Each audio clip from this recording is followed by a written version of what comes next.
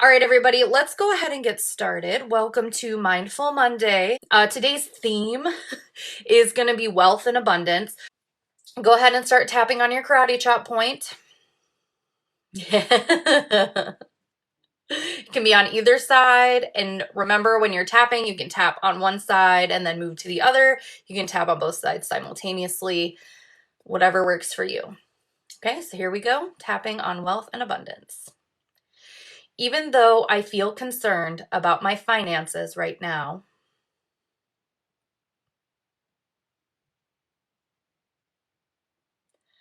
I choose to show love and compassion to myself.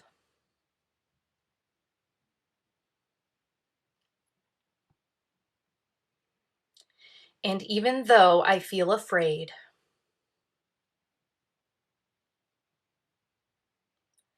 that I may never have the money I want or need,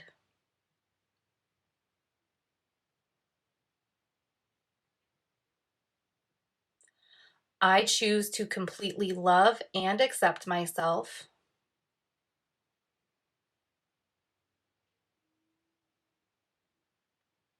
as well as anyone else connected to this.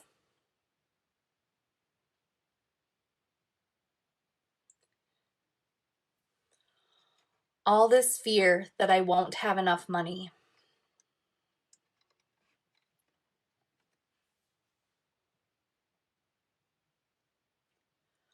all this doubt that I'll be able to live financially free,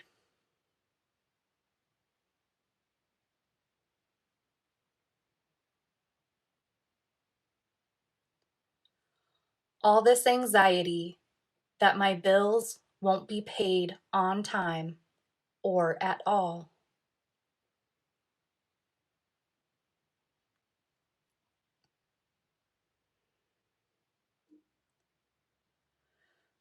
All this pain from holding on to this lack mindset.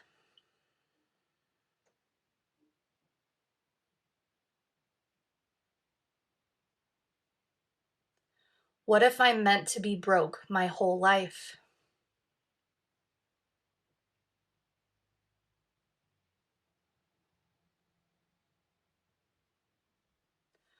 What if my needs won't get taken care of financially?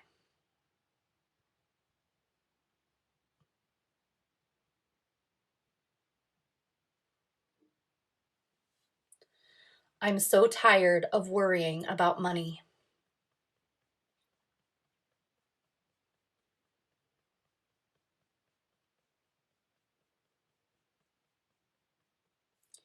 Whatever I'm feeling is valid.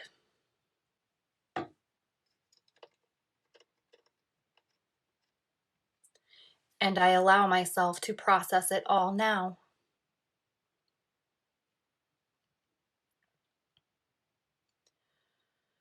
Because the truth is,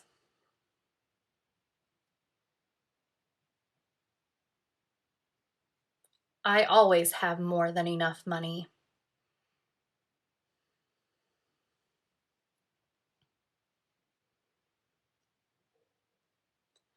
There always has been and always will be enough money.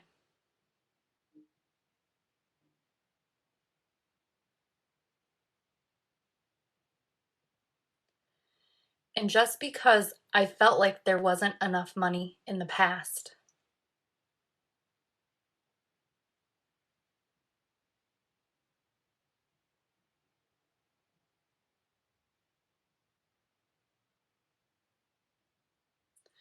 doesn't mean it will always be that way.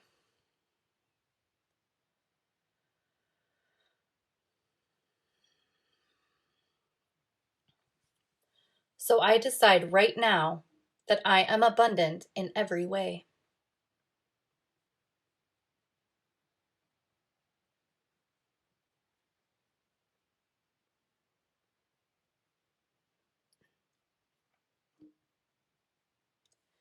And I am surrounded by money in all forms.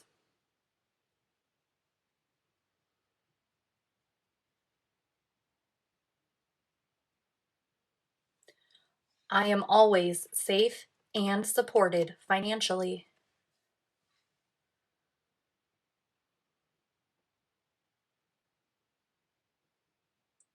Money flows to me effortlessly from multiple sources.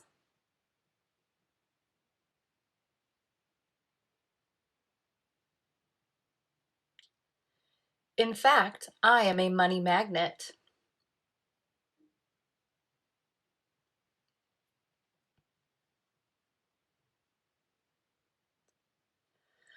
I can't seem to stop money from showing up in my experience.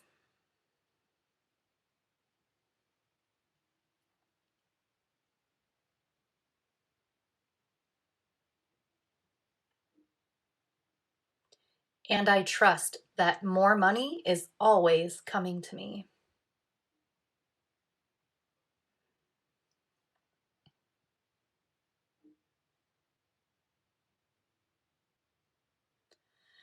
I'm a master at manifesting wealth and abundance.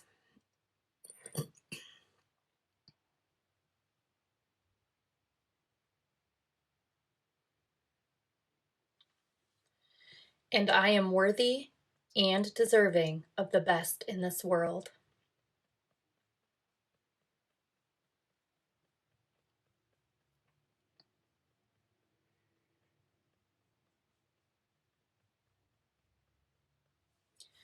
So I allow myself to receive large sums of money each and every day.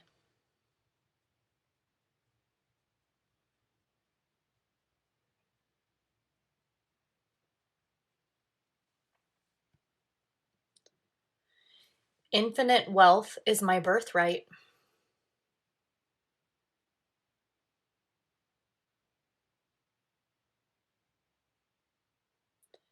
And there are so many great things I can do with money.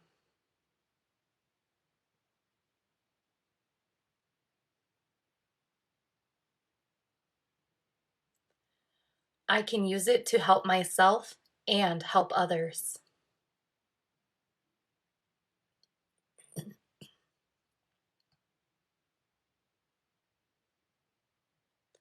In fact, the more money I have, the more I can help myself and others.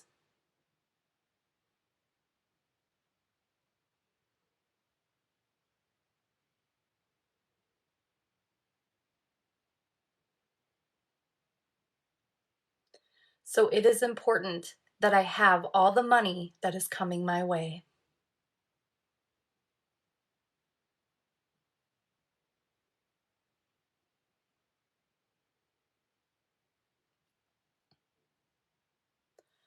I love money and money loves me.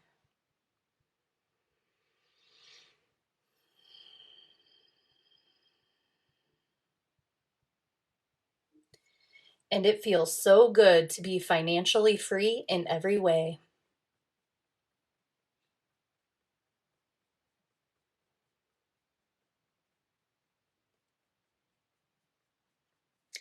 And I now know and feel the truth of this all.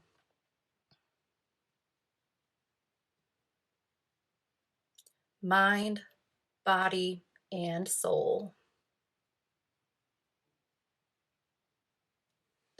And go ahead and take a deep breath in through your nose and out through your mouth. And if you have water nearby, grab a drink of water.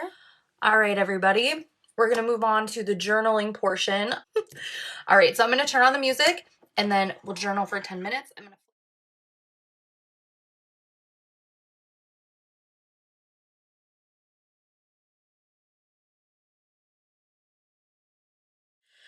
All right, everybody, we're going to go ahead and shift gears here. So I'm going to pick up where we left off in reading The Power of Now. I'm going to read for about 10 minutes and then we'll wrap it up for today. Emotion, the body's reaction to your mind. What about emotions? I get caught up in my emotions more than I do in my mind. Mind, in the way I use the word, is not just thought. It includes your emotions as well as all unconscious mental, emotional, reactive patterns. Emotion arises at the place where mind and body meet. It is the body's reaction to your mind, or you might say a reflection of your mind in the body. For example, an attack thought or a hostile thought will create a buildup of energy in the body that we call anger. The body is getting ready to fight.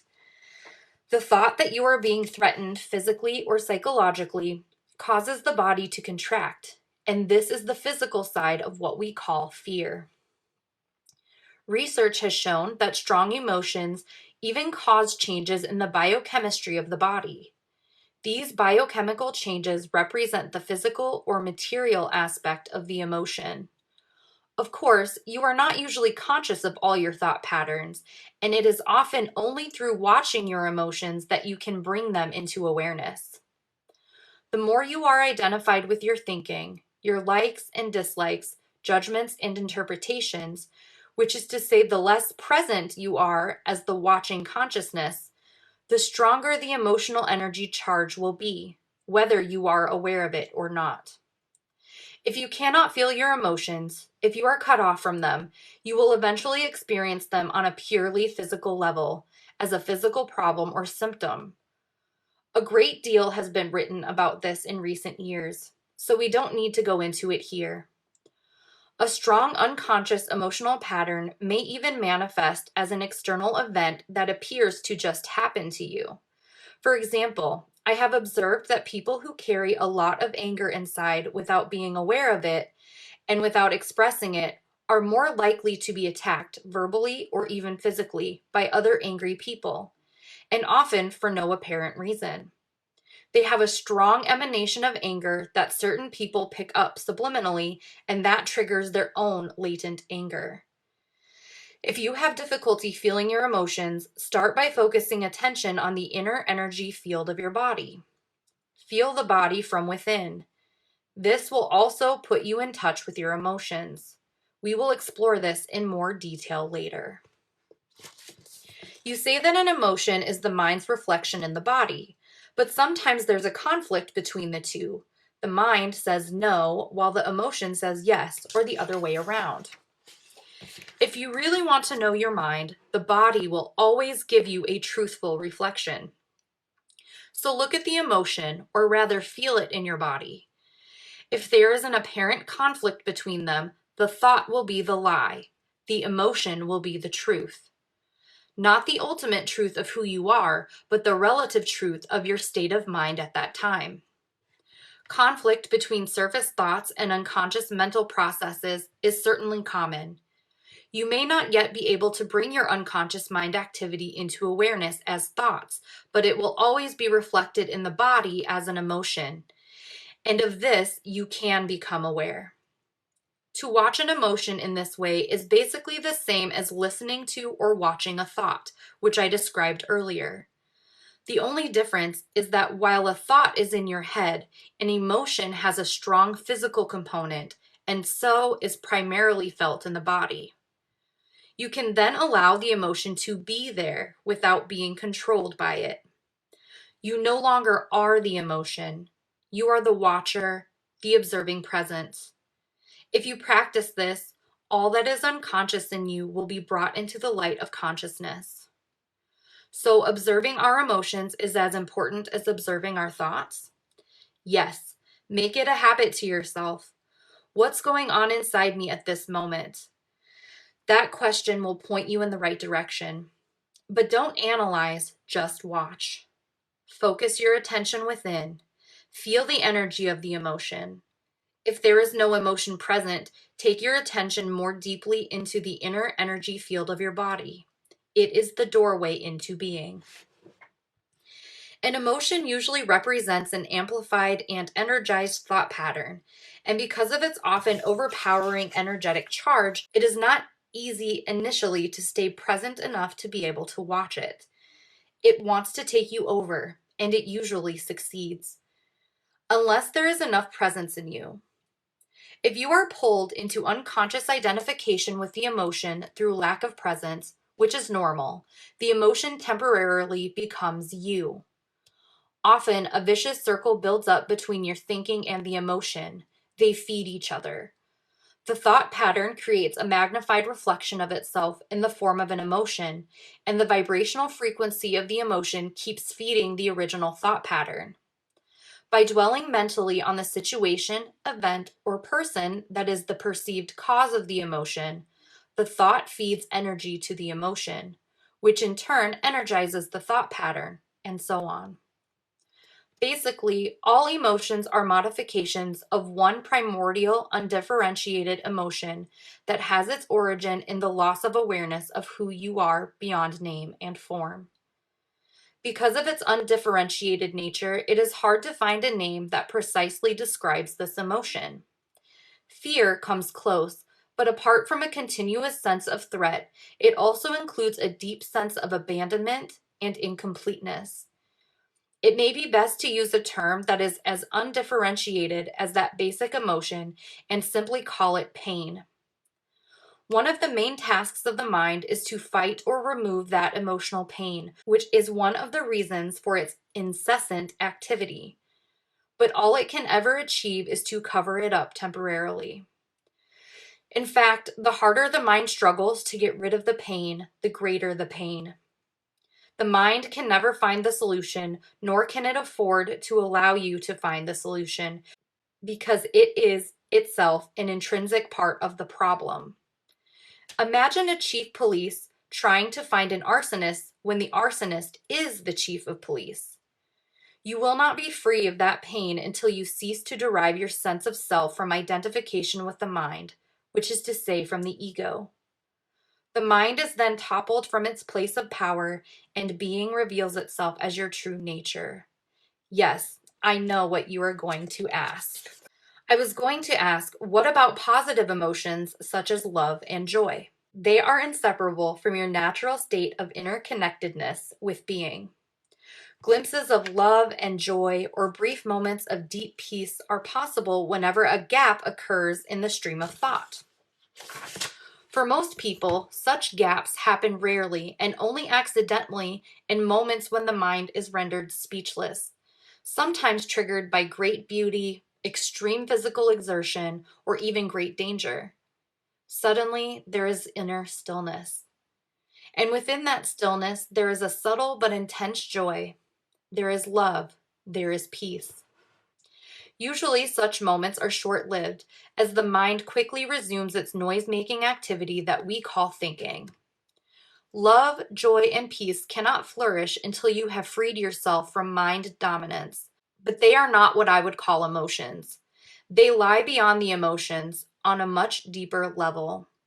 So you need to become fully conscious of your emotions and be able to feel them before you can feel that which lies beyond them. Emotion literally means disturbance. The word comes from the Latin. Oh gosh, I don't know how to speak Latin. The word comes from the Latin emovere, meaning to disturb. Love, joy, and peace are deep states of being, or rather, three aspects of the state of interconnectedness with being. As such, they have no opposite. This is because they arise from beyond the mind. Emotions, on the other hand, being part of the dualistic mind, are subject to the law of opposites. This simply means that you cannot have good without bad. So in the unenlightened, mind-identified condition, what is sometimes wrongly called joy is the usually short-lived pleasure side of the continuously alternating pain-pleasure cycle. Pleasure is always derived from something outside you, whereas joy arises from within. The very thing that gives you pleasure today will give you pain tomorrow, or it will leave you. So its absence will give you pain. And what is often referred to as love may be pleasurable and exciting for a while, but it is an addictive clinging, an extremely needy condition that can turn into its opposite at the flick of a switch. Many love relationships, after the initial euphoria has passed, actually oscillate between love and hate, attraction and attack. Real love doesn't make you suffer. How could it? It doesn't suddenly turn into hate, nor does real joy turn into pain. As I said, even before you are enlightened, before you have freed yourself from your mind, you may get glimpses of true joy, true love, or of a deep inner peace, still but vibrantly alive. These are aspects of your true nature, which is usually obscured by the mind. Even within a normal addictive relationship, there can be moments when the presence of something more genuine, something incorruptible, can be felt. But they will only be glimpses, soon to be covered up again through mind interference. It may then seem that you had something very precious and lost it, or your mind may convince you that it was all an illusion anyway. The truth is that it wasn't an illusion, and you cannot lose it. It is part of your natural state, which can be obscured, but can never be destroyed by the mind. Even when the sky is heavily overcast, the sun hasn't disappeared. It's still there on the other side of the clouds. All right, so that formally ends Mindful Monday for this week.